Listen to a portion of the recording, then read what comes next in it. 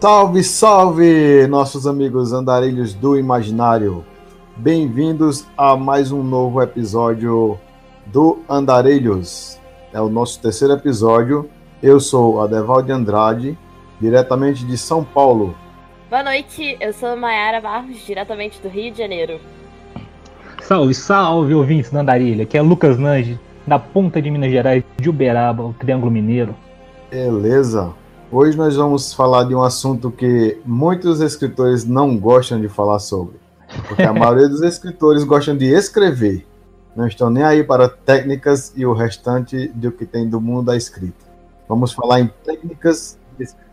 Acho que para começar um episódio sobre técnica de escrita, é bom a gente fazer um disclaimer aqui para quem tá ouvindo, que a gente vai falar é mais umas dicas do que, tipo, regras para você que vocês têm que seguir, tipo... Funciona, mas se você souber o que você tá fazendo, você não precisa seguir, porque você sabe o que você tá fazendo. Então, escuta, mas sempre com aquela noção de que não é 100%, nem sempre vai funcionar, não é pra todas as situações, e também não é palavra de Deus. Se pra você funciona diferente, seja você mesmo, escreva do jeito que você quiser. É isso mesmo, é bem longe de cagar a regra aqui, né? Porque às vezes a pessoa só lê o toque, só lê aquele título, técnica de escrita, fala, ó, vai vir cagar a regra de jornada do herói, e não sei o que eu tenho que fazer assim, assim, assado, e vai matar minha personalidade de escritor. Fala, não, gente, relaxa, calma, aqui é só umas dicas que são úteis até para quem tem aquele famoso bloqueio criativo, né? Quem tá buscando um jeito de começar a escrever, ainda mais para escritores iniciantes. Aí é sempre útil ter aquele norte, assim, aquela ajudinha para dar aquele pontapé inicial e mandar a brasa para arrebentar nos escritos. E aquela velha dica, né? Tomando já como gancho o que a Mayara falou, não se apegar demais a técnicas e regras. Nem sempre os advérbios são os vilões, os adjetivos são os vilões, tudo tem o seu tempo e a sua hora de acontecer.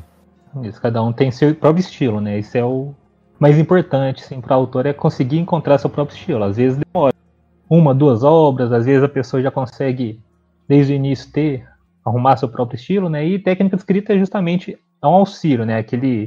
Aquele suporte para escritores iniciantes, em tentar encontrar seu jeito de ser, sua escrita. O que a gente vai falar aqui hoje é mais pra ajudar mesmo, porque se você tá naquele bloqueio e não sabe por onde começar, ou não sabe por onde corrigir o que você já tem, às vezes é bom prestar atenção em umas regrinhas mais estabelecidas no mercado, que aí você já vai ter uma guideline do que é aceito, do que as pessoas estão acostumadas e tal, e aí você vai saber se o que você está fazendo tem sentido, não tem sentido, ou é algo que você gostaria de continuar usando, mas precisa melhorar. Ei. Então, vamos começar falando de backgrounds dos personagens. E por que a gente resolveu começar por isso? Porque quando você vai fazer história, você tem que, antes de tudo, preocupar-se com os personagens. Algumas vezes eu já vi falar que você pode ter a história que for. Se seus personagens são vagos, seus personagens não convencem, a sua história cai por terra. Então, o interessante quando você cria o seu personagem, provavelmente, seu personagem vai ter 10 anos, vai ter 20 anos, vai ter 30 anos. Então, ele vai ter uma história que já foi vivida antes. E aí, cabe a você, antes de colocar seu personagem em ação, já saber tudo o que ele passou e por que ele tem aquela personalidade que ele vai demonstrar na sua história. Isso ajuda até a fluir melhor a escrita, né, de quem está escrevendo a história. Já sabendo as características, a personalidade de cada personagem, você já sabe como ele vai agir em situações. Às vezes o escritor a pessoa que está escrevendo não é aquela arquiteta, né, que já planeja tudo. Às vezes só planeja o personagem e joga a história para o mundo, joga dentro da história ali para viver o que tem que ser vivido. E às vezes tendo a personalidade, esse background dos personagens, essa história por trás que a pessoa que escreve já conhece, vai dar aquela segurança de seguir um caminho assim, por aqui ele pode ir, por aqui fulano de tal é assim, do outro fulano é assado, ou seja, eles podem se encontrar e brigar aqui nesse bar, sabe? Vai criando a história baseado justamente nessa vida que os personagens têm, que o autor, né, a autora criou antes mesmo de começar a escrever a narrativa ali, de inserir eles dentro do contexto da história. O background do personagem também não precisa ser nada muito extenso, se você é uma pessoa que não gosta de pensar muito, mas é mais tipo, para você ter uma noção de manter a consistência do personagem do início ao fim do texto e também ter uma noção de como ele vai mudar a cor da narrativa, se ele for um personagem que muda. Nem sempre o personagem precisa mudar no final da história. Ter o background ajuda você a saber de onde o personagem está partindo, aonde ele tem que chegar e como você vai fazer esse caminho na história para ele chegar onde você quer que ele chegue e manter a história consistente do ponto de vista do personagem. E o interessante também que eu vejo muito nas redes sociais, né, que esse é uma das partes mais importantes, sim, né, para a construção da narrativa, como também é onde o pessoal mais adora fazer. A criação de personagens em geral, coloca imagem e fotos e personalidades no Facebook, né, no Wattpad, essas coisas, olha, meu personagem assim, assim, assado, apaixone-se por ele, papapá.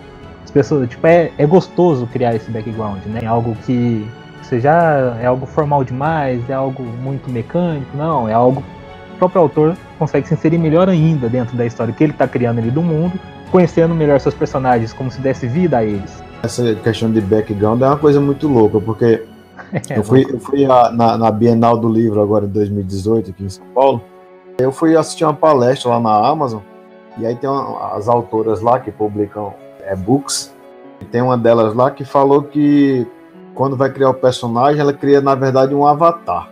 E aí eu fiquei, nossa, mas como é isso? Como é um avatar? E aí ela faz assim, ela pega alguém que é famoso, de alguma forma, no caso específico que ela exemplificou, foi o Henry Cavill, né, do Superman.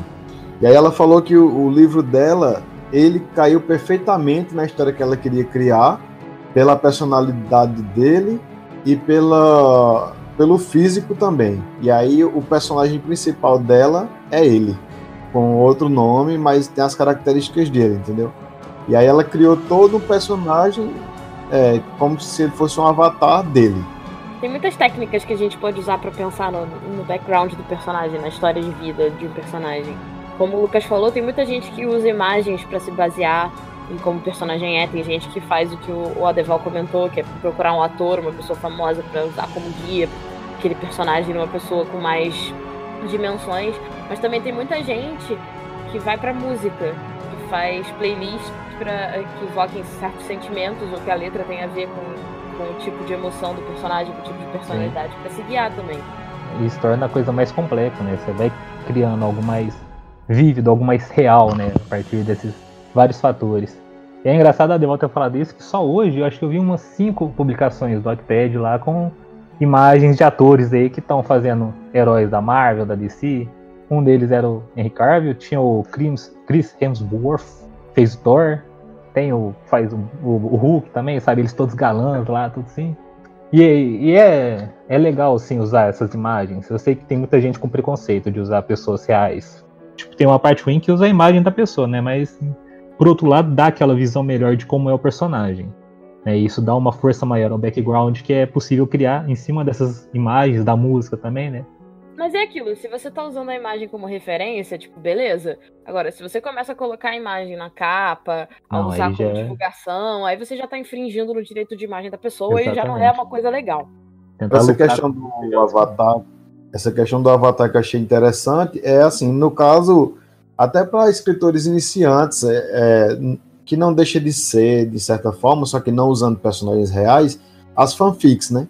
Você já pega um personagem consolidado, e aí, como você ainda não tem aquela prática de desenvolver personagens, você usa aquele personagem já conhecido para seguir com a história dali em diante. Então você já tem o background. Mas aí interessante, de toda forma, para a criação, né? Sim, sim. É só tomar cuidado para não fazer nada tipo, que infrinja direitos de outras pessoas. Então, não vá pegar uma imagem e usar para o seu trabalho para, tipo, esse é o meu personagem, essa é a minha capa, sem ter direito de usar a imagem. Isso, ainda mais só vender. Música, ou o vídeo. Não façam isso, gente. É muito feio. Por favor, não façam isso. Fanfic, né, o próprio nome já fala, é ficção de fã, já baseia algo que existe. As pessoas já sabem, ó. Você pega um ator aí da Marvel ou algum anime, alguma coisa assim, você faz uma história baseada nele, todo mundo já sabe que não é seu. Você não vai poder vender isso, porque não tem seu direito lá, né? Só que aí você já tem um background desse pessoal bem mais solidificado, né? Até porque todo mundo que leu, que gosta da história, né? Que já está ambientado com o tema, já conhece bastante esse contexto. Isso já facilita para escrever. Isso aí, pessoal. Indo aqui para um próximo assunto, vamos falar do ponto de vista do seu personagem. PDV. É uma questão bastante controversa também, né? Que tem autores que levam isso a ferro e fogo. Se você está contando a história de uma pessoa, tem que ser a visão daquela pessoa, tudo que acontece ao redor dela tem que ir a partir do que ela vê e tudo mais. Já tem outros que começam a falar do personagem principal, mas aí o personagem principal não está sentindo o que o outro tá, então já entra na cabeça do outro, e aí vai contando tudo que está ao redor e falando de outros personagens também. Aí já entra na questão, né, do narrador, né? Então, narrador onisciente, narrador em pessoa, terceira pessoa com ponto de vista focado em um personagem. E muita gente que acha que questão de ponto de vista só serve quando você tá escrevendo em primeira pessoa, porque você tá dentro da mente do personagem e tal. Mas terceira pessoa também tem ponto de vista. Só que você tem que ter cuidado para não atrapalhar as coisas, né? Se você tá falando de um determinado personagem, dá um tempo para poder ir falar de outro, desenvolve um parágrafo inteiro falando daquele personagem, e num próximo parágrafo você começa a falar de outro, porque se você começa a juntar tudo num parágrafo só, às vezes pode confundir até o leitor, né? Com certeza. E às vezes você até perde a atenção do leitor, porque fica tão confuso que ele não consegue se identificar com nenhum personagem, e aí ele perde o interesse de continuar lendo, porque muitas vezes você vai conquistar o leitor pelos personagens. Eu tiro por mim mesmo, quando eu comecei a escrever, eu vi a minha história como um filme. Então no filme o que é que acontece? O protagonista está ali e o vilão está com aquele pensamento de atacar ele de tal forma. E aí eu começava a escrever com a visão dele, depois eu ia para a visão do vilão, depois ia para a visão do amigo dele que ia ajudar ele, que ia salvá-lo, e aí ficava aquela salada. E aí você tira até um pouco da surpresa, né? Ele tá ali, não sabe o que é que vai acontecer, o seu personagem, seu protagonista, por exemplo, não sabe o que vai acontecer, aí você passa a visão para o seu vilão, e aí você diz o que vai acontecer, porque você tá agora na cabeça do seu vilão. E aí você tira até um pouco da magia da coisa. Aí eu acho que já depende muito também do... Olha eu fazendo trocadilho, do ponto de vista do leitor também, da preferência. Mas o mais discussão, ponto de vista em terceira pessoa, focando em um personagem, no protagonista. Ele vai explicar o mundo pro leitor, né, o mundo onde ele está inserido, de acordo com os próprios olhos, o que ele está vendo, o que ele sente. Ele não vai ler a mente dos outros, né, assim, se não tiver esse poder, claro. Ele vai falar o entendimento dele. E aí o leitor vai seguir aquele entendimento para criar suas próprias conclusões, assim, e acaba sendo induzido. Você fala em primeira pessoa. Ou em terceira pessoa quando tá com foco no protagonista.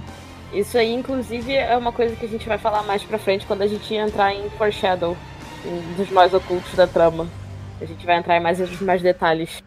Por outro lado, quando você usa o narrador onisciente, utilizando o ponto de vista de várias pessoas numa mesma cena, você também cria vários laços ali, várias conexões entre eles que permite ao leitor perceber o que cada um está sentindo, pensando, como é que cada um tá agindo, e assim o próprio leitor fala, isso aqui eu concordei com esse personagem, o outro leitor pode falar, não, mas eu prefiro esse aqui, o jeito que ele pensou. Aí você cria uma dinâmica entre personagens também, do leitor com personagem, até entre outros leitores, assim, que cria algo bem legal e divertido de escrever, né? Só que aí vai depender muito também da experiência de quem está escrevendo, né? Tem que ser fera no assunto. De cabeça, assim, acho que um dos mais famosos que eu lembro, de ponto de vista em terceira pessoa, que está focado em um personagem, é Crônicas de Gelo e Fogo. Que o Martin escreve cada capítulo, é um personagem diferente, né? Narrando do ponto de vista dele, não em primeira pessoa, né? Mas do ponto de vista de um personagem. E agora, como narrador onisciente, um que eu penso muito é o Stephen King, que em mesmas cenas ele consegue botar sentimentos, pensamentos de vários personagens, você não se perde. Narrador onisciente, eu penso no Lemony Snicket, de Desventuras em Série. Que ele conta a história de forma onisciente, mas ele é um personagem da história, então a narrativa tem toda uma... Aí pega todos os personagens, assim. Tem a personalidade do ponto do narrador onisciente. Então, aí depende, aí a experiência do escritor, né, para pegar, conseguir fazer essa dinâmica, essa técnica de escrita, né, que facilita os leitores entenderem o que ele está querendo, né, entenderem a própria narrativa sem se perderem. O interessante, justamente de ter a experiência, é para não acontecer o que acontecia comigo, que todo mundo passou. todo mundo sofre, né? Ó, não se preocupe, você não está sozinho nesse mundo de sofrimento e desilusões do ponto de vista. O que acontecia comigo era justamente isso, era tirar a surpresa da cena. Entendeu? Você tem que ter a capacidade de colocar vários pontos de vista, mas que sempre deixando a surpresa, né? Para não ficar tudo jogado.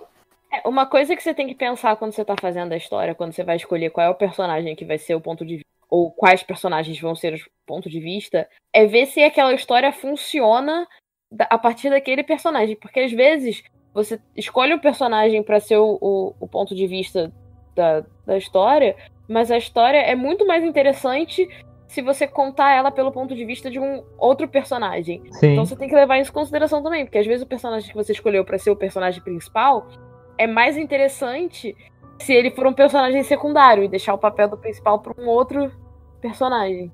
Eu passei por isso no livro que eu tô escrevendo agora. Eu mudei um capítulo inteiro e percebi que outro personagem seria bem melhor encaixado nessa cena, assim, de acordo com a visão dele, sabe? Isso é gostoso de testar, até pra quem tá escrevendo, assim. No meu criptozoólogo aconteceu isso também. Eu escrevi 3 capítulos dele em terceira pessoa. E aí quando eu comecei a pensar, cara, mas ele é um pesquisador, então acho que seria mais interessante a visão dele, porque ele ia dar mais detalhes sobre o que ele tá vendo, né? Ficou melhor. Ele vai ver as coisas com a visão de pesquisador, né? Então, como eu queria apresentar toda uma coisa nova, e aí eu escolhi por ele ser o próprio narrador. Essa questão de ponto de vista também muitas vezes implica no tipo de narrador que você vai usar. Se é um narrador em primeira pessoa, se é um narrador em terceira pessoa, se é um narrador onisciente, se é um narrador personagem. E o legal é que a gente vê muito, uma das dicas de quem fala sobre técnica de escrita, né, ou dá dicas para escritores iniciantes, é justamente a reescrita com outra visão, né, com outro ponto de vista. Isso é o meio da própria pessoa que está escrevendo encontrar seu estilo, né, encontrar, opa, esse aqui que eu gosto de escrever, em primeira pessoa que eu gosto, em terceira pessoa que eu gosto. E essa é uma dica boa para dar, assim, aqui, para quem está ouvindo os andarilhos do imaginário. Encontre seu ponto de vista. Não gosta de narradores em primeira pessoa, leiam Bernard Cornwell. Quem gosta? Quem não gosta, leia Bernard Cornwell. Vai passar a gostar. Ó, muito legal. Bom. Eu tô doido pra ler ainda, eu nunca consegui. Tô cheio de e-books dele aqui no meu narrador celular. Em primeira pessoa, a Iris. Nossa, eu encontrei com ela ontem e o sobrenome me fugiu. Vou achar o sobrenome dela. Mas o livro dela novo, Céu Sem Estrelas, muito bom e é em primeira pessoa. Eu por exemplo, quando eu escrevo em primeira pessoa é só contos. Iris Figueiredo. Legal, vou anotar aqui pra ver depois. Histórias maiores, assim como romances, eu nunca tentei em primeira pessoa. Agora, contos eu já acho mais fácil escrever em primeira pessoa. O livro da Iris é em primeira pessoa, mas são 2 personagens de ponto de vista. Então vamos para uma técnica que está sendo muito expandida agora. Falam que a narrativa do século XIX não funciona mais para os leitores atuais. Então, para o século XXI, o mais importante é mostrar e não dizer. Vamos lá, o que vocês têm a falar sobre isso. É útil. Dá uma dinâmica melhor para a escrita, né? Quando você, ao invés de simplesmente jogar verbos assim, né? Já falando o que está acontecendo, você caracteriza toda uma cena. Eu acho que essa questão do mostrar não dizer é uma questão de você pensar que tipo de informação você quer priorizar. Porque quando você diz e não mostra, você está dizendo para o leitor que aquela informação não é tão relevante para o momento. Então ele vai ler, vai passar rápido e não necessariamente ele vai guardar aquela informação. Quando você mostra, você normalmente passa um pouco mais de tempo com aquela informação e vai ficar mais memorável para o leitor. Então é questão de priorizar o que vale a pena dizer, o que vale a pena mostrar. Eu não gosto muito de gente que fica, não, você tem que mostrar tudo, não pode dizer nada e tal. Não é bem assim. Tem coisas que você tem que dizer, porque não dá pra mostrar. Senão seu livro de 200 páginas vai se transformar num 350, por aí. Isso. Porque eu mostrar, né, demora muito mais. Porque você tem que deixar a coisa toda redonda, né, pra muita informação para o leitor pegar tudo, juntar os pontos e tirar a conclusão dele.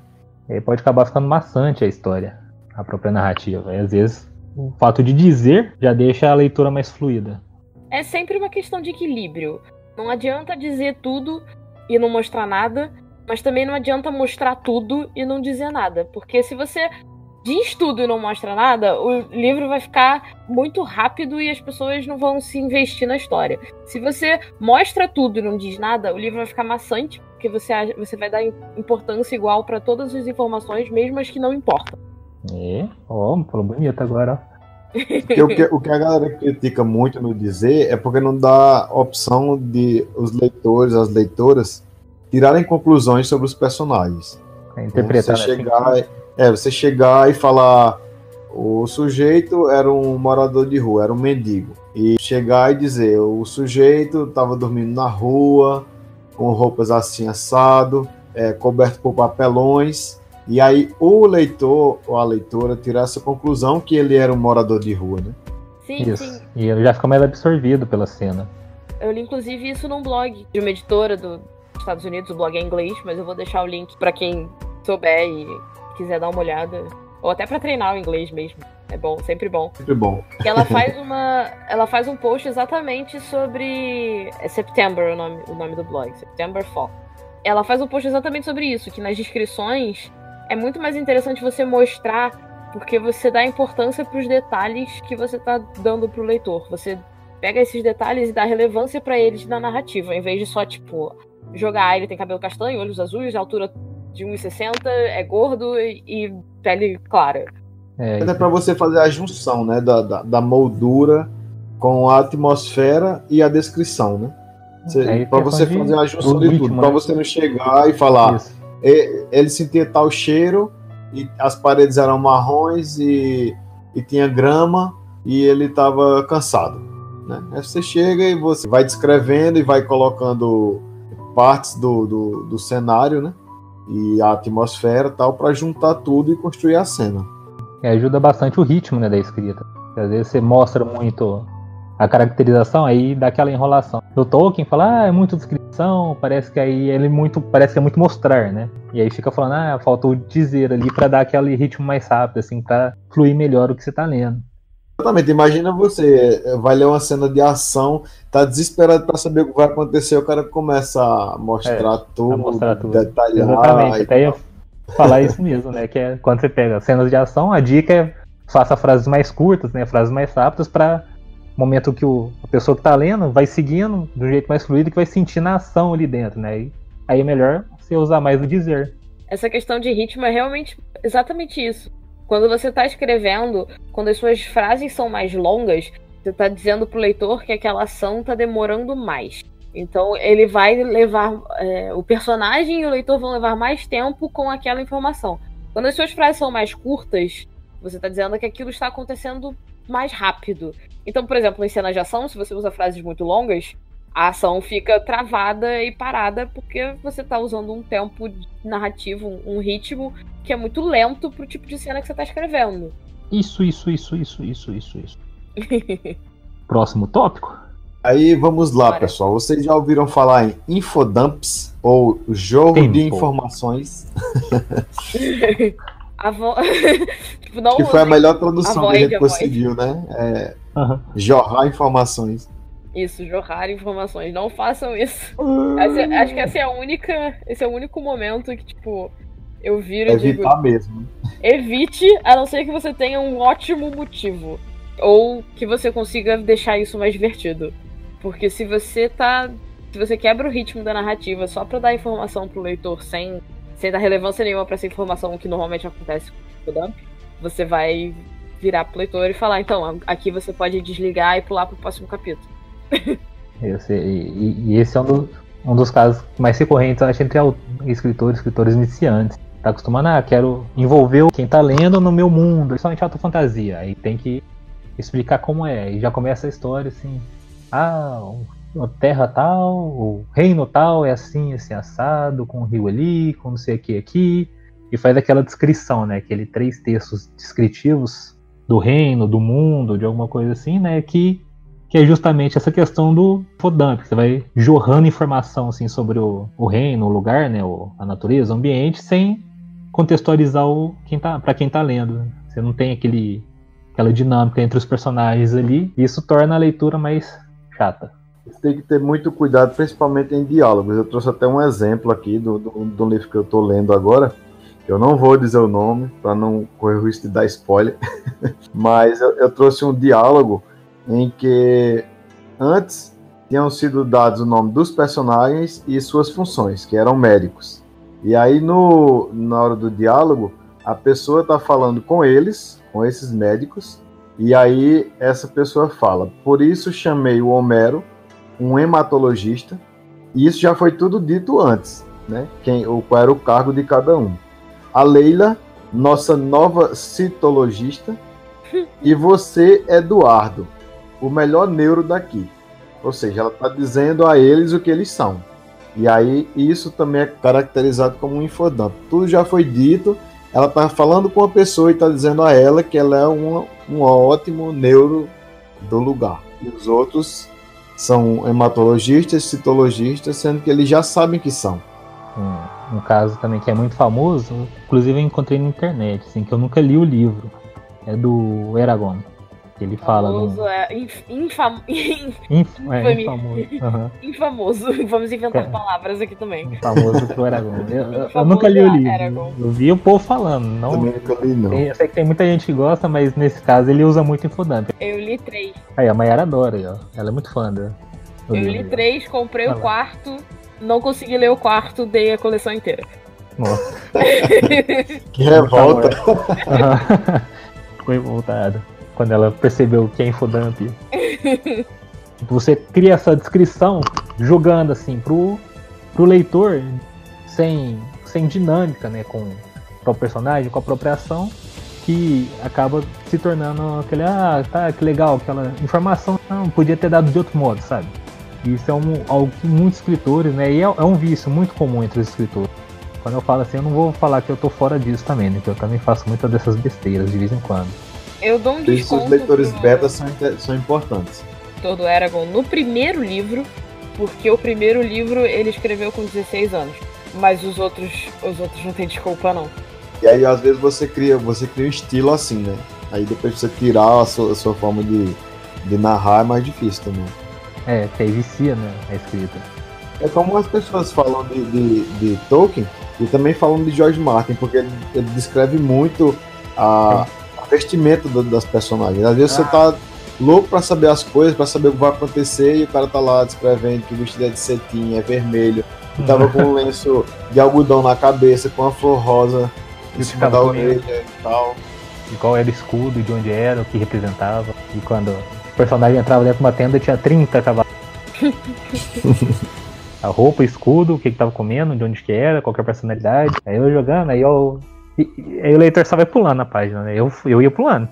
Mas aí que entra a diferença entre o escritor iniciante e o escritor fodelão, né? Ou com nome, né? Porque não importa que ele faça isso, o povo vai comprar, vai vender milhares de livros, vai puxar. Por isso que a gente fala que não é cagação de regra, gente. Aqui é só exatamente. Aquela ajudinha. Tem gente que consegue fazer muito tal. bem isso, que usa esses vícios, assim, como recursos que ajudam eles. Mas aí já é questão do estilo, já é questão da experiência. E mais importante do que evitar e ter esses vícios de linguagem, vício de escrita, é você ter bons personagens como ele tem, é ter uma boa trama, ter um bom drama. Sim. Porque, inclusive, o que nós vamos falar agora é sobre evitar. Evitar verbo de pensamento, evitar queísmo, evitar advérbio, evitar adjetivo, ou seja, você não vai escrever mais. Brincadeira, pessoal. Mas tem muito disso, tem muito essa questão. Evite isso, evite aquilo, evite verbos de pensamento. Só que não dá para você evitar sempre. Não, de jeito não. Não tem como, nem que você queira. Se você quiser fazer como exercício, você até vai conseguir. Mas não tem como. Você vai ter que usar verbos de pensamento. Mostrar, não dizer. Uhum. Equilíbrio, gente. Em equilíbrio. Esses verbos de pensamento se assemelham muito nessa questão do mostrar, não dizer. Porque você corta os verbos de pensamento, né? O pensou, o refletiu, né? O percebeu, acreditou. Todas essas palavras assim que são dizer, né? E você passa a tentar descrever o sentimento do personagem, você acaba alongando a frase, né? Acaba tornando mais descritiva, aí já vai aquela questão do ritmo que você quer dar ao momento que ele está sendo escrito. Aí definitivamente já é aquele advérbio. Já que ele é advérbio vamos grande. Vamos começar a editar nossa fala aqui. você, até na fala, assim, você definitivamente, né, indubitavelmente, há uma complicação no uso excessivamente em usar advérbios que eu quis falar, gente. Verbos um pouco também. É questão de estilo meu, né? Eu até evito muito advérbios na narração, mas nos diálogos eu procuro ser o mais fiel ao linguajar possível. Porque tem coisas que a gente já é acostumado a falar mesmo com advérbio, né? É tipo assim, olha, sinceramente falando, tipo, aí no diálogo eu coloco, mas há quem não coloque em lugar algum. Tem advérbios que dá pra escrever. Você escreve uma frase, ele simplesmente se foi. Aí você relê a frase e retira o advérbio, ele se foi. Não mudou o sentido da frase, sabe? E deixou ela mais fácil de ler, né? Tô tirando mais aqui rápido, simplesmente, você lê com mais fluidez, mas é mais gostoso até de falar. Ele se foi. Ele simplesmente se foi. Minha língua até prende aqui. Até morde aqui um pouco. Mas é aquilo, tem equilíbrio. Saiba quando você tá usando demais, saiba quando você tá usando de menos. Saiba quando você tá tentando usar porque você acha que é o certo. Às vezes você não precisa se forçar. Só escreve. Primeiro passo é escrever. Depois você se preocupa com todas essas regrinhas. A dica mais importante é essa. Primeiro você faz o que tem que fazer. Escreva, não adianta tentar corrigir uma história que não tá no papel. Ó, hoje ela tá cheia de frases de efeito, hein, tia? Vou gravar, eu vou começar a anotar aqui. Eu vou postar lá no grupo depois. Muitas escritoras maravilhosas. Ontem fui no lançamento da Fernanda Nia, Mensageira da Sorte. Leiam todos, porque eu tenho certeza que o livro é maravilhoso. Vou deixar. Leremos. Deixando aí, vamos deixar esses links aí, vamos deixar tudo aí informando. Vamos, vocês que mandam. Próximo tema? Então já ficou um apanhado geral, né, sobre essa questão de evitar o queísmo, esses advérbios, adjetivos e tudo mais. A gente não vai sair muito disso, né, de usar com... agora eu esqueci a palavra. Então a gente corta esse pedaço. Eu não, vou deixar todos podres aqui, só pra zoar. Eu fiquei responsável por isso, eu ainda não sei editar, gente, mas quando eu aprender a editar, nossa, vai ser um show de horrores. Você quer aprender a editar pra deixar tudo, velho? Eu não. Tem isso. Não, olha só, ele vai cortar os silêncios. Sim. Próximo tópico, sim. Questão que continua sendo sobre a narrativa. Questão de saber que horas usar, né? Que é outra coisa que o pessoal condena, é o uso da voz passiva. Você sempre deve procurar escrever na voz ativa. Mas, por exemplo, quem escreve livros de suspense, livros policiais, onde tem alguém morto, vai ter que usar em alguma hora a voz passiva. Porque quando o cadáver está lá, então, se ele foi retirado e ninguém sabe por quem, e aí fica difícil você falar alguém, que eu não sei quem, retirou o corpo de lá. O cadáver foi retirado. A personagem principal naquele momento do seu livro pode ser o cadáver. Você vai ter que colocar como se fosse a visão do cadáver, se é que isso é possível. Mas no caso seria... Com certeza é possível. O cadáver foi retirado, né? Porque a visão vai estar em cima dele. O elemento mais importante da cena vai ser o cadáver. E aí você vai deixar em aberto, sem ninguém saber quem foi. E aí nessas horas, você vai ter que usar a voz passiva. A voz ativa é útil em muitas outras cenas assim, de ação. Não ação de porrada, por exemplo. O personagem bebeu um copo de água.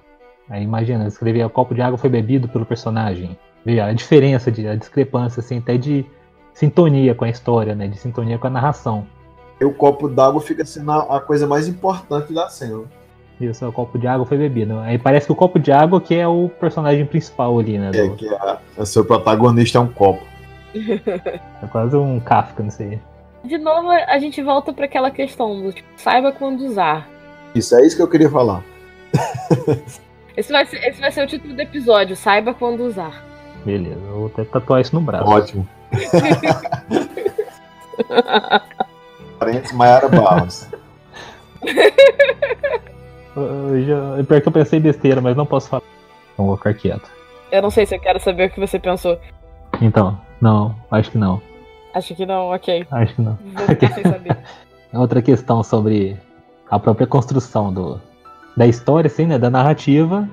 A referência aos arcos dramáticos. Sim, construção de arco dramático é muito importante para narrativas, principalmente narrativas longas. Quando você quer prender a atenção do autor, é importante saber como organizar os pontos de tensão no texto entre pontos de descanso, porque não só os seus personagens vão precisar descansar, o leitor vai precisar descansar também. Sim. Às vezes, ler muitas frases rápidas de ação, né, de cenas mais tensas, acabam deixando, nossa gente, calma, deixa eu respirar um pouquinho, né, a leitora falando consigo mesmo. Seu livro vai ter muitos conflitos e resoluções de conflitos, né? Então ele também tem que ter algumas pausas para você não passar o livro inteiro e terminar se perdendo na escrita, né? Aí você pode fazer, às vezes, dentro de um arco grande, fazer vários arcos pequenos, uma cena, né, a trajetória do protagonista que você está narrando, né, você faz, o arco pequeno, ele fez tal ação, aí dá um trechinho, depois ele fez outra ação, tudo isso junto em um arco maior, né, que é o arco dramático do protagonista, para chegar ao final do objetivo dele. Sim. No Wattpad tem um escritor que fala sobre os arcos, né, os arcos dramáticos, ele separa em 3 tipos. Tem o arco positivo, ele fala que é o arco tradicional da jornada do herói, né, no qual é aquele arco que o protagonista começa do zero e vai evoluindo, vai lutando, aí cai, melhora e fica mais forte até chegar ao final, né, vencer o antagonista, que aí ele se torna o herói ali, né. Além da jornada do herói, também tem outras formas de você construir um arco dramático. Sim, não, então, esse é o que ele fala, é o positivo. Tem o arco negativo, que é para tragédias, né, que às vezes tá indo, que é o contrário, tá tudo certo na vida, tá lá com o protagonista e de repente a vida dele vai pro outro lado, assim, né, tá tudo errado lá e acaba com um final triste. E tem o arco neutro, simplesmente não existe, ele fala que não existe um arco dramático, né, que no final, assim, o personagem começa de um jeito e termina do mesmo jeito, mesmo passando através de toda uma história, né, uma narrativa, tanto que ele dá como exemplo aqui o James Bond. Ele já começa como espião, né, já é todo fodelão, todo lá, já sabe tudo, briga, dá tiro, papapá. Aí ele começa assim e termina do mesmo jeito, né, só que, claro, que passando por uma missão e tudo mais. E às vezes também você tem altos e baixos da própria personalidade, né? Você começa de uma forma e aí você sobe, desce, tem problemas, resolve, tem emoções, mas depois volta à vida normal de novo e no final da história segue a vida sem ter muita mudança, assim, Eu ia falar de 2 específicos que eu conheço, que tem a Jornada da Heroína, que foi criada especificamente para se contrapor à Jornada do Herói. Ela foi criada por uma aluna do Campbell, que olhou pra Jornada do Herói e pensou, tipo, olha só, isso aí não é pra mim não. Isso aí não descreve as histórias que eu conheço. Então eu vou pensar num outro modelo. E aí ela criou a Jornada da Heroína, que foca não em superar desafios, mas em encontrar equilíbrio. Legal. Entre as duas partes conflitantes da personagem, que normalmente ela começa num ponto em que ela tem algum desequilíbrio, e ela vai em busca desse equilíbrio enquanto se afasta do que, na teoria da Jornada da Heroína, ela se afasta do que seria considerado o feminino e vai se aproximando do masculino. E aí, mais ou menos no meio da jornada, ela percebe que essas duas partes estão em conflito, então ela tem o objetivo de reconciliar esse conflito. E a jornada acaba quando ela entra em equilíbrio. Mais ou menos isso. Tô resumindo bem por alto. Uhum. E a outra que eu queria comentar é um estilo de narrativa principalmente japonês, que é o Kisho Tenketsu, que é um arco dramático em 4 atos. Você mostra a situação, você prepara a situação, aí vem o twist, né, a virada, e você conclui. Só que isso não necessariamente é usado pra gerar conflito, é só tipo... Normalmente esse twist é uma virada de ponto de vista.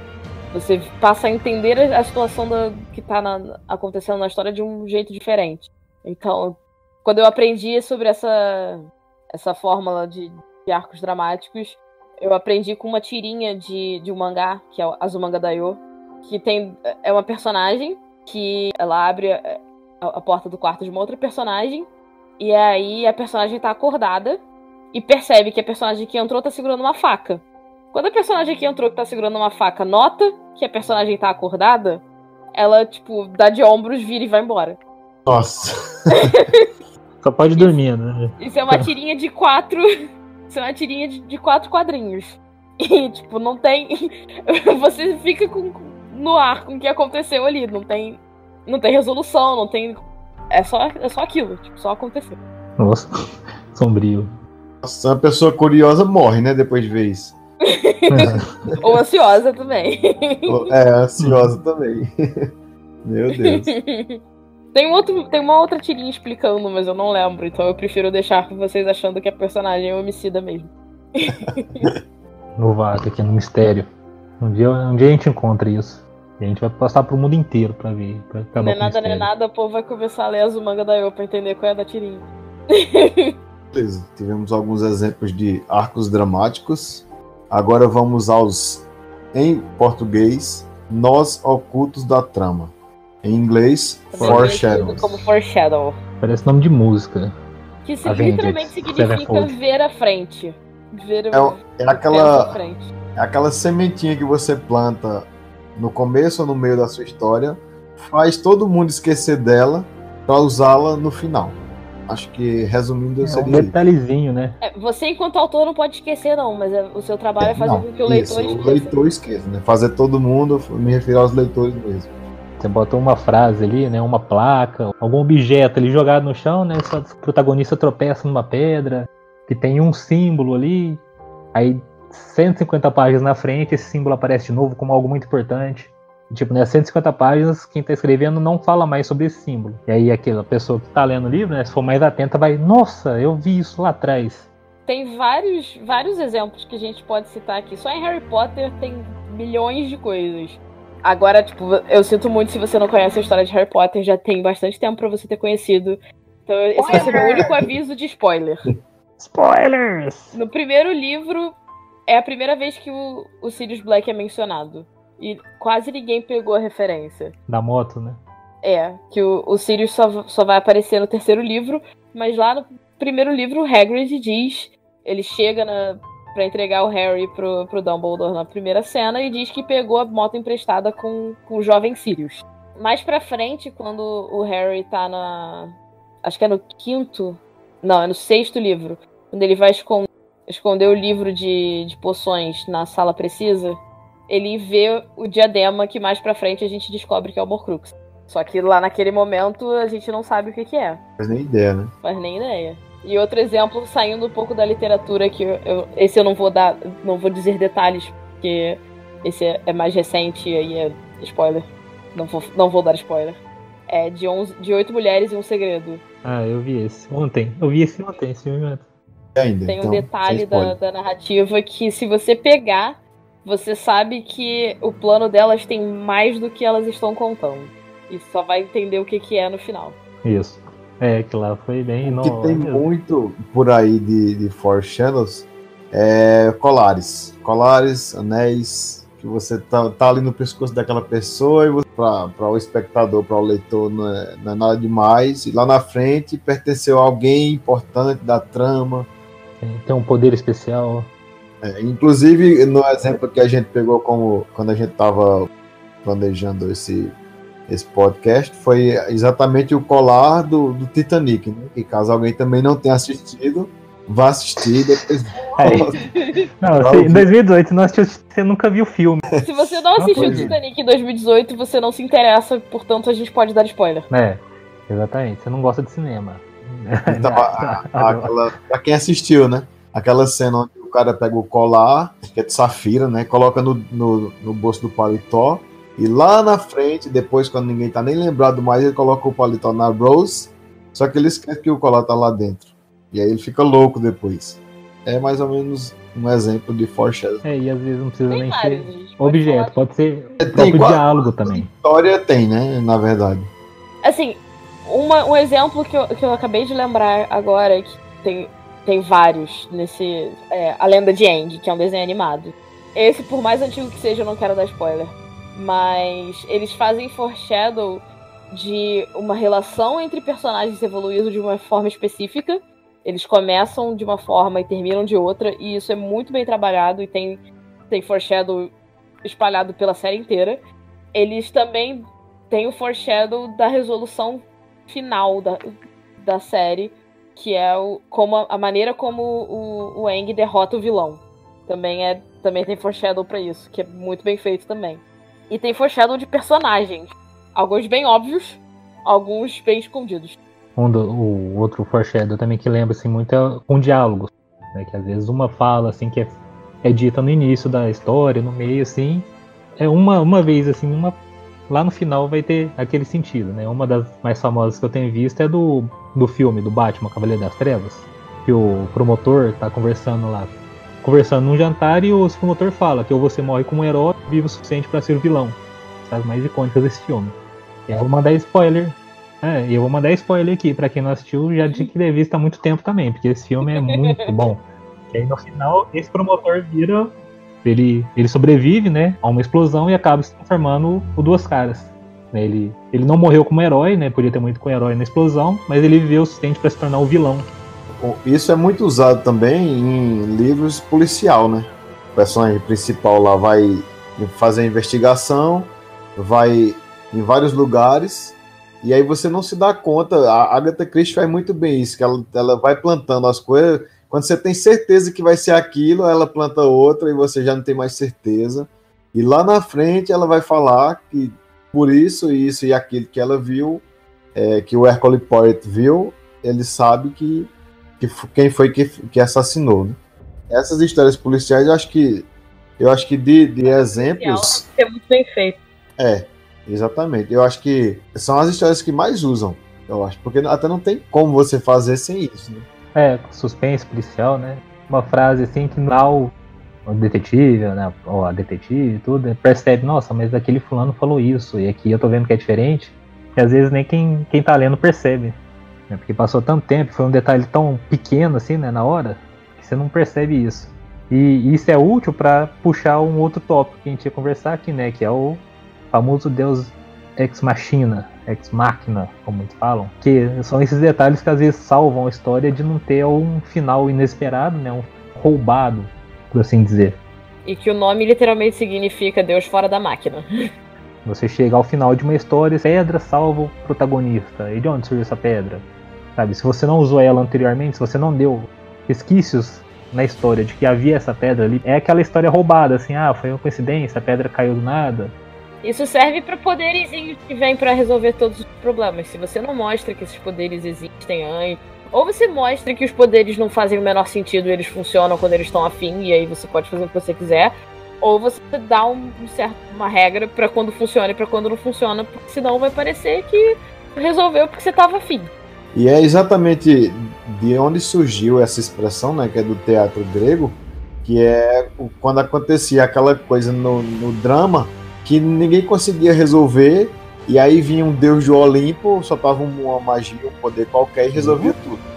E daí que surgiu essa expressão de tal nome do deus, porque o deus intervinha. Assim, normalmente não funciona. E resolvia tem casos tudo, que né? Pode funcionar, que quando a gente estava preparando eu consegui pensar em um exemplo, mas pode ser que tenha mais, e aí vocês, por favor, avisem a gente, porque a gente quer conhecer essas histórias que usam Deus Ex Machina como algo positivo. Que é a história do Toy Story 3, que em certo momento os personagens estão numa situação e eles são salvos por uma máquina que alguns personagens cultuam como Deus. Em nenhum momento do filme, Toy Story 3, isso, você esperava que isso fosse acontecer, porque em nenhum momento foi mostrado que era possível que acontecesse. Só que você tá numa situação tão tensa e você gosta tanto dos personagens que você aceita, porque era exatamente o que você queria que acontecesse. Você diz graças a Deus, né? Exatamente, literalmente. Esse vale. Nossa senhora, senão ia acabar com essa infância de muito adulto. Se não tivesse esse Deus Ex Machina aí.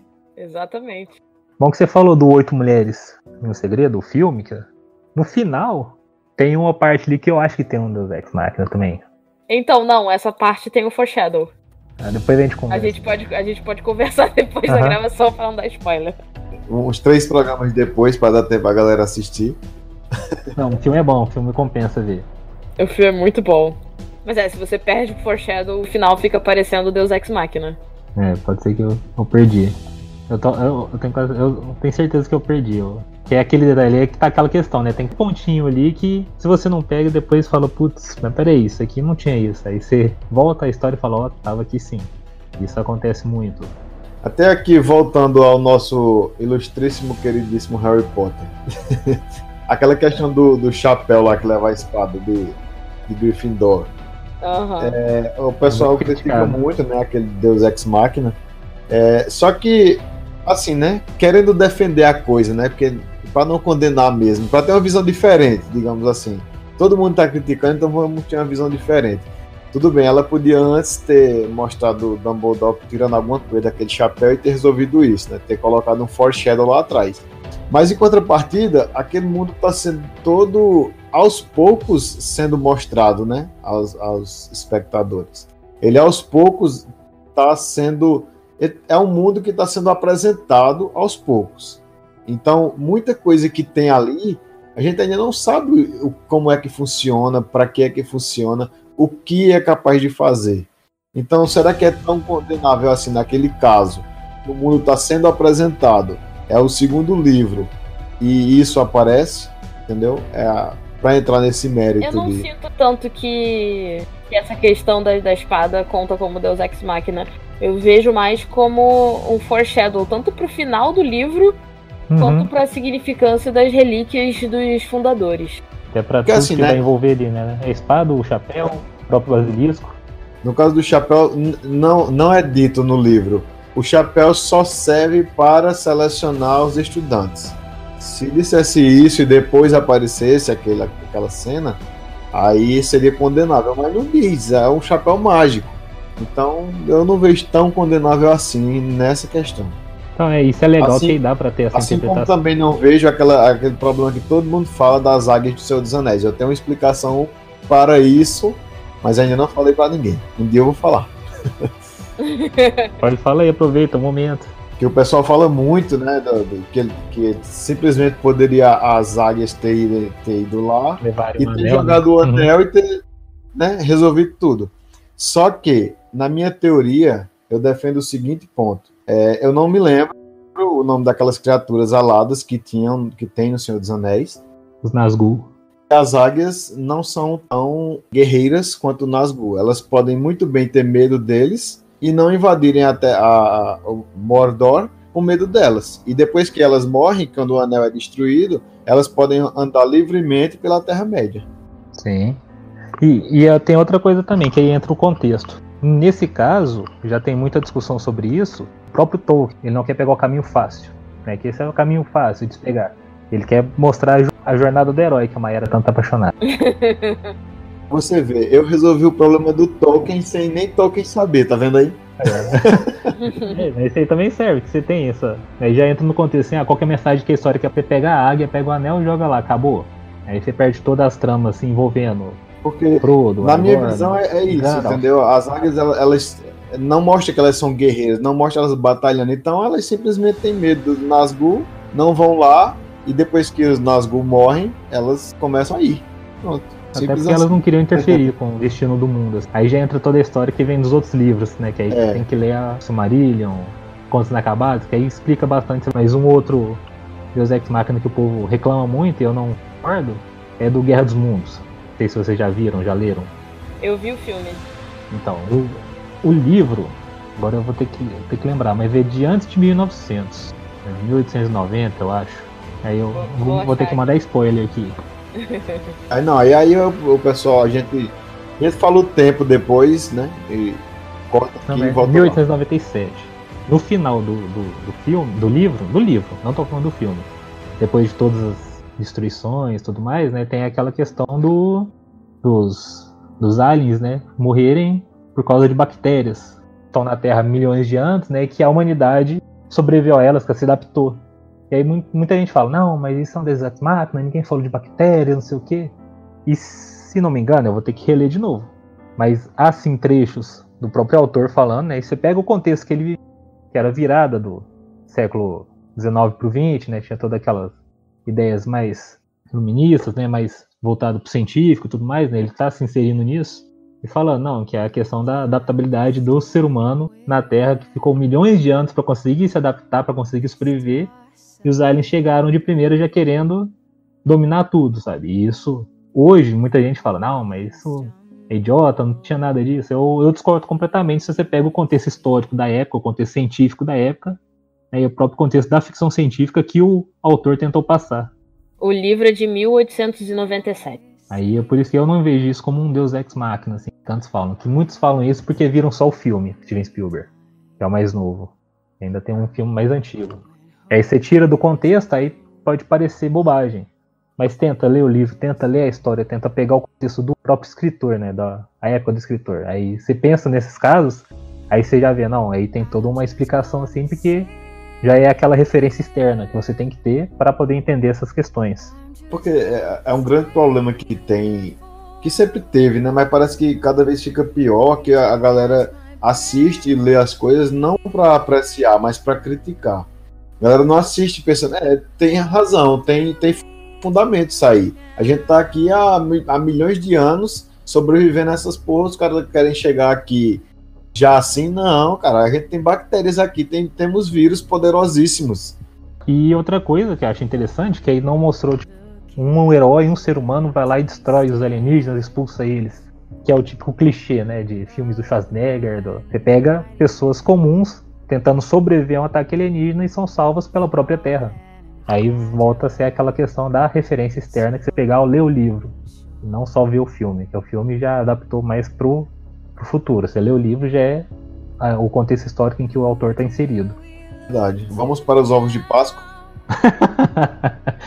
Falando em referência externa, já. Em referências, vamos para os ovos de Páscoa, mais conhecido como Easter eggs. São aqueles presentinhos dos filmes da Marvel, dos filmes da... agora é bem modinha. Muito usado em histórias transmídia. Isso é legal, isso referências de um filme, de ler um livro. Sempre existiu, né? Só que agora, ainda mais com os filmes mais jovens da Marvel aí, né? Desde 2003 pra cá. Quem usa bastante, na verdade, bastante gente percebe, porque tem várias teorias e matérias sobre isso na internet, é a Disney e a Pixar, que colocam... Pra começar, todo o filme da Disney Pixar tem um mesmo Mickey escondido. Tem muito, né? Ou que seja só a orelhinha dele, o formato do rosto dele desenhado em algum lugar, ou efetivamente o Mickey. A fita original da Pequena Sereia tinha, eu acho que é o Pateta e o Donald, na cena em que o Tritão entra pela primeira vez com as filhas cantando e tal, na plateia tá lá o Donald e o Pateta. E a Pixar também faz isso, de colocar personagens dos outros filmes nos filmes que tá fazendo. E, se você prestar atenção, em todos os filmes da Pixar tem a combinação A113 em algum lugar, porque eu li que era a sala que os animadores fizeram introdução à animação na faculdade. Eu acho que tem isso aí no livro, nos bastidores da Pixar, eu acho. Ah, sim. No Instituto da Califórnia lá, o Instituto Artístico da Califórnia, um negocinho, eu lembro vagamente. Em algum lugar aí. Muito bom esse livro, Nos Bastidores da Pixar. É muito bom mesmo, aconselho a todos lerem. E acho que isso é uma coisa legal, assim, para escritores iniciantes, assim, para dar aquela enriquecida, né, na história, assim, para deixar ela mais gostosa de ser lida por leitores, assim, que já estão associados ao gênero. Você escreve uma história, sei lá, de terror, e você põe easter eggs, assim, que levam algum escritor famoso de terror, no caso, por exemplo, Stephen King, seja uma frase, uma imagem, mesma coisa com fantasia, com romances, né? Às vezes saiu A Culpa das Estrelas, né? No cinema, o livro deu uma arrebentada lá de vendas. Às vezes você escreve um livro de romance que tem alguma frase, alguma coisa assim que faz essa ligação com A Culpa das Estrelas. Esse é um tópico famoso, você cria esse easter egg, e quem tá lendo acha isso divertido, acha isso gostoso de ver. Fala, eu entendi a referência, né? Como dizia o velho Capitão América. Você também pode usar isso para conectar todos os seus livros num único grande universo dos seus escritos. Eu vou fazer isso. Eu só não vou fazer isso porque eu já tenho conta que eu não planejei colocar nada, então... Não, mas tipo, eu vou fazer em todos, né? A gente faz, mas dá pra ligar. Mas aí conseguindo colocar por as romances, né? Em todos os romances, uma referência legal, bem bacana. Quem escreve alta fantasia pode fazer isso direto. Nosso amigo, né, do Deval e meu, o Davi Paiva, fez o Fantástico Mundo de Reich. do livro do Cavaleiro Negro, né? Ele vai desenvolver mais o mundo. Aí tem certeza que dentro das outras histórias dele vai ter easter egg do Cavaleiro Negro, né? No primeiro livro dele. Às vezes a pessoa está escrevendo uma história, pode ser do mundo real aqui mesmo, uma história de suspense, uma história policial. E aí você faz um policial em São Paulo, resolve certo caso. Aí depois no segundo livro já é uma detetive lá do Rio de Janeiro, cara, que de repente está lendo o jornal e vê essa história assim do policial lá em São Paulo resolvendo o crime que foi do livro 1. Quem lê os dois livros vai achar legal, falar, que legal, vi isso aqui, tudo. Esses easter eggs dão uma dinâmica legal aos livros. Agora vamos nos encaminhar para o final e vamos para o fim do seu texto. A segunda versão do seu texto, e isso é uma dica preciosa do senhor Stephen King. A segunda versão do seu texto deve ser aproximadamente a primeira versão menos 10%. Claro que sempre tem que ter o bom senso de saber o quanto cortar e não cortar. Você pode ter a segunda versão, a primeira, menos 20%, e também pode ter só menos 2%, ou nem cortar nada. O seu texto, se você acabou o seu texto, ele está perfeito, e todo mundo leu e gostou, e alguém fez uma leitura crítica e falou que não precisa tirar nada, deixa como está. Mas normalmente é isso que acontece. Você escreve muito, porque você está escrevendo num ritmo acelerado, e depois tem coisas que você colocou que não são tão relevantes, então não é necessário colocar. E aí é interessante que você saiba que hora cortar, o que cortar do seu texto, para que torne ele mais dinâmico, para a pessoa não abandonar ele no meio do caminho. Porque nesse caso a primeira escrita vai ter muito vício, né? Muito vício de escrita, assim, que a pessoa escreve e nem percebe. Palavras repetidas, às vezes no mesmo parágrafo vai ter umas palavras repetidas 3 vezes, que na hora que você está escrevendo você nem percebe. Só na hora da leitura tá lá, luta, não sei o que, luta, não sei o que, luta, não sei o que. Às vezes o próprio advérbio, né, que você usa numa mesma frase, às vezes 2 advérbios, né, indubitavelmente, simplesmente. Aí você lê, você vê, não, dá pra cortar esses advérbios. Sabe? Você vai tendo esse bom senso de cortar. E também descrições de personagem, né? Às vezes você escreveu lá atrás, aí chega um outro capítulo, você não lembra que descreveu tais características, você vai e descreve de novo, então depois você vai ter que cortar alguma coisa assim. Sim, aí você vai tendo, né, esse negócio que ele falou assim, o Stephen King dá essa ideia, 10%, 20%. Eu vou repetir agora de novo. Repetir de novo, né? Pra você ver o tanto que eu tô viciado na fala. Ou seja, corta um deles. Então, aquilo que a gente já falou no começo, não é cagação de regra. A gente faz isso só pra tentar ajudar quem tá começando a escrever, principalmente. Às vezes a pessoa tá com dificuldade. O que eu posso cortar? O quanto eu posso cortar? Inclusive eu tô aqui de prova que nem sempre cortar é a solução. Porque eu, quando escrevo os primeiros rascunhos, meus rascunhos são muito pequenos. Eu vou melhorar e corrigir os erros, mas eu também tenho que fazer com que aquilo seja uma história. Então eu tenho que escrever mais depois dos meus primeiros rascunhos. Seu caso já é o reverso, né? Porque eu sou uma pessoa muito sintética, então eu escrevo pouco e não coloco o suficiente no papel. Então, depois que eu jogo tudo da estrutura no papel, eu consigo enxergar a história de forma que eu sei onde encaixar mais coisa. Aí você desenvolve melhor. Essa história de, tipo, o primeiro rascunho tem que ser... a primeira revisão tem que ser o primeiro rascunho menos 10%, pra mim não funciona, porque se eu tirar 10% eu não tenho nada. Vai ficar só com o título. Se eu tirar 10% eu tenho um conto, não um livro, então... Então, tipo, quando você estiver escrevendo, saiba como você funciona. Quando a gente lê essas regrinhas, tipo, o primeiro rascunho tem que ser... a primeira revisão tem que ser o primeiro rascunho menos 10%. O que essas coisas normalmente querem dizer? Tipo, tira os seus vícios, ajeita a palavra que tá demais, vê como é que se as frases estão funcionando. E isso normalmente significa cortar palavras, o que significa que o seu texto vai diminuir. Mas muitas vezes quando você tá fazendo a primeira revisão, você vai perceber problemas que não são só de, tipo, cortar palavra, de mudar um vício aqui, um vício ali. Também vai ter problemas estruturais. A não ser que você seja um gênio, nenhum primeiro rascunho é perfeito. Então você vai ter que resolver problemas estruturais. E muitas vezes esses problemas estruturais envolvem ou você pegar, tipo, metade do que você tinha escrito, jogar no lixo e escrever de novo, ou escrever mais cenas para resolver problemas que você encontrou no primeiro rascunho.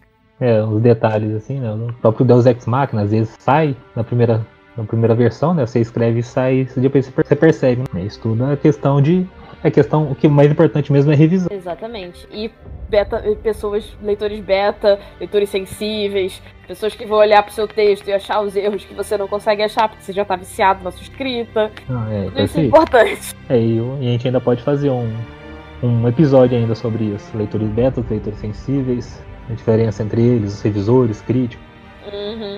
Que é útil, que eu vejo muita gente confundindo ainda nas redes sociais ou sem saber o que fazer com o texto. Lembrando que leitura sensível é trabalho pago. Você paga pro pessoa ler o seu texto, principalmente pelos... A gente entra nisso num outro episódio, mas é um trabalho pago que existe muito mais da pessoa do que uma simples leitura beta, que às vezes pode ser paga também. E eu vou jogar uma bomba aqui, que me deu muita raiva quando eu vi a história da leitura sensível. É a primeira vez, uma das primeiras vezes que eu ouvi falar sobre leitura sensível, falaram que isso era censura. Eu já ouvi essa história. Nossa. Isso é bom discutir num próximo episódio sobre isso, né? Mas faz tempo que eu não escuto falar sobre leitura, tipo, debate sobre leitores sensíveis. Eu não posso entrar nesses temas não, porque vai ser um episódio muito controverso. Vai dar. Não, eu acho que entre nós não dá briga.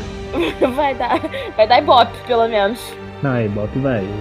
Tem muita gente assim que vai falar, não, vai passar raiva, mas eu falo, não, pessoal, não viaja. Censura não tem nada a ver com isso, viu, gente? Pois é. Isso aí. Deixemos isso para o tema de próximo episódio. Pessoal, o que queríamos dizer por enquanto é isso, mas temos outros temas para falar. Espero que estejam gostando e vão comentando aí o que precisa melhorar. Nossos textos precisam ser cortados algumas vezes ou acrescentados, como no caso da Mayara. E muito obrigado por terem nos ouvido. Aqui é o Adevaldo Andrade. Mayara Barros, boa noite, minha gente. E, gente, aqui é o Lucas Lange dando um até mais. Um forte abraço a todos.